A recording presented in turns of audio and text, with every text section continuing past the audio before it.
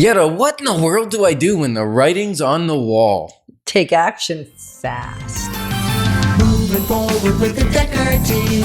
Moving forward together with the Dekker Team. So we're excited that we've created for you free access to over 587 Life's Inside Track episodes where we share insider tips, making house home, how to make the most out of your wealth, your money, and really all that comes at you.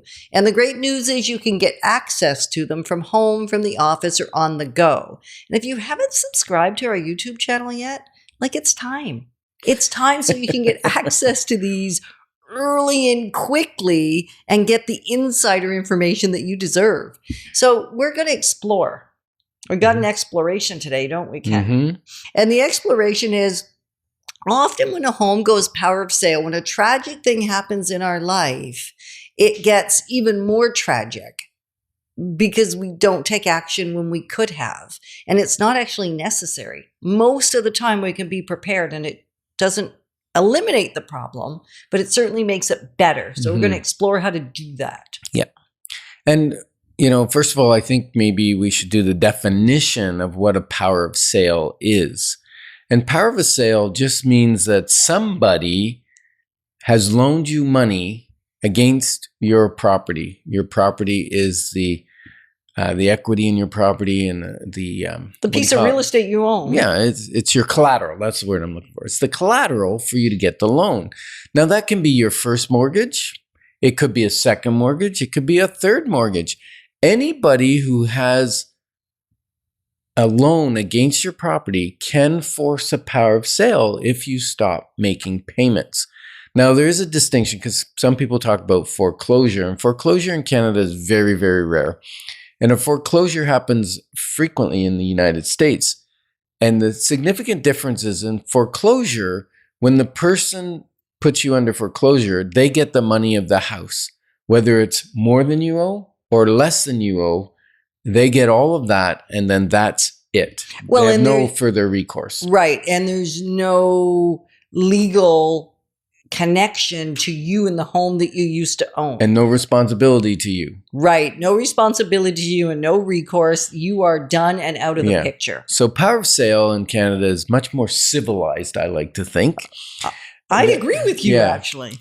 The person that's getting a power of sale, they have to go to court. They get an order that says they can sell it under a power of sale. When they do that, generally they're going to remove you from the house if you don't leave on your own volition. The sheriff, we still have sheriffs, the sheriff will come and remove you.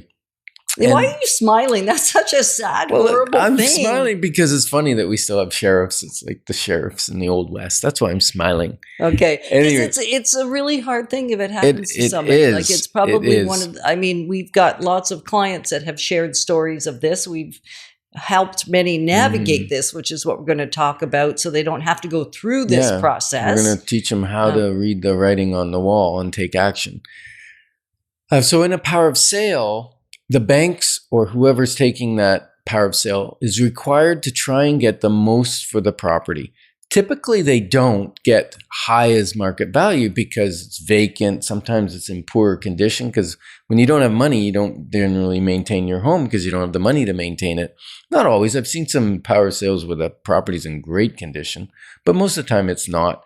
And sometimes people will take stuff like, as power sale, I'm going to take my light fixture I put up and I'm going to take this, I'm going to take that. It actually harms them because in a power of sale, if there's proceeds above what you owe and the expenses to sell it, you actually get the excess money.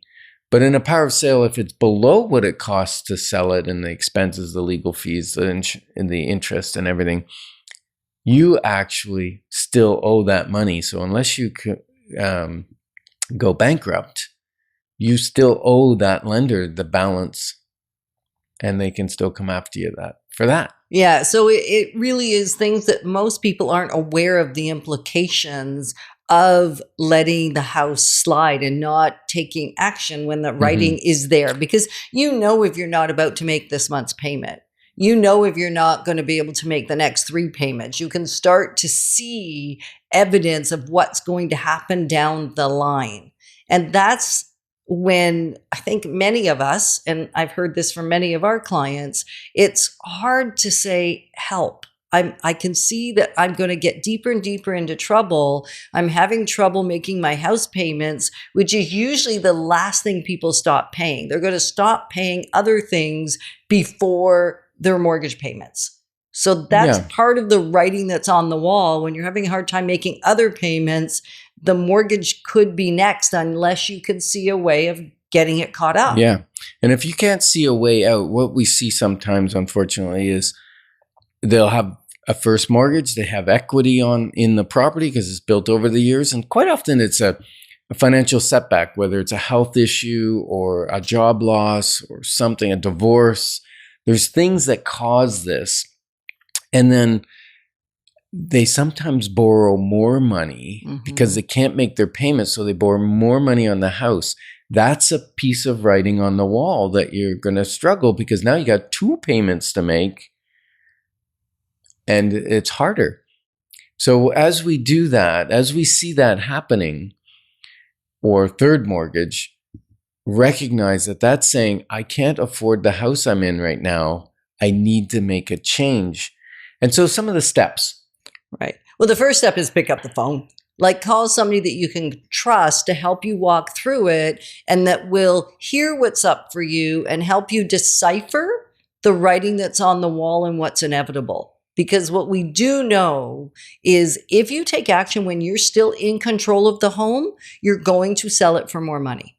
You're going to come out financially further ahead than you would if you wait till there's legal costs incurred, until there's maintenance deferred, until there's interest accumulated upon interest. So you don't want to be too early, but really you can't be too early to have the clarity conversation. And I think people choose not to take action because it's a little bit embarrassing. It's a lot embarrassing. And while you still have your home, nobody knows anything's wrong, right? And so you try to hang on to that. But it's really the worst thing you can do because I know your home seems like it's security for you, but if the financial house is falling down around you, the physical house will be the next thing.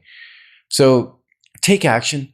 I would call the bank and say, look, especially if it's a short term, hey, I'm on disability for 2 months. I hurt my back, whatever. Can I get a recess from paying my mortgage for 1 or 2 months? That doesn't affect your credit like missing payments. Also, it doesn't start the power of sale processes. Once you start missing a couple payments, then your bank's going to start to take action. And we've solved many people's problems by selling their home before the bank takes it. Sometimes the bank will even delay taking action if they know you've put your home up for sale. Yeah, they work with you. Yeah. Because a bank and even a private lender doesn't actually want to take care of your home and sell it.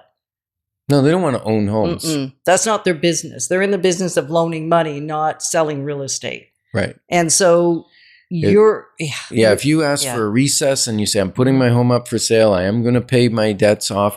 They know that there's equity in the home. You can price it just a little bit under. Like if you're in a hurry to sell it, price it a little bit under. You're going to still do way better.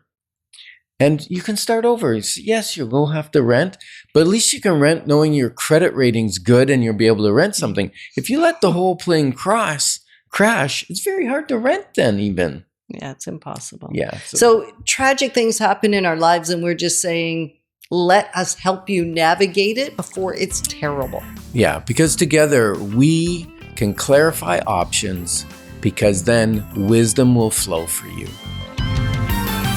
Moving forward with the Dekker Team. Moving forward together with the Dekker Team.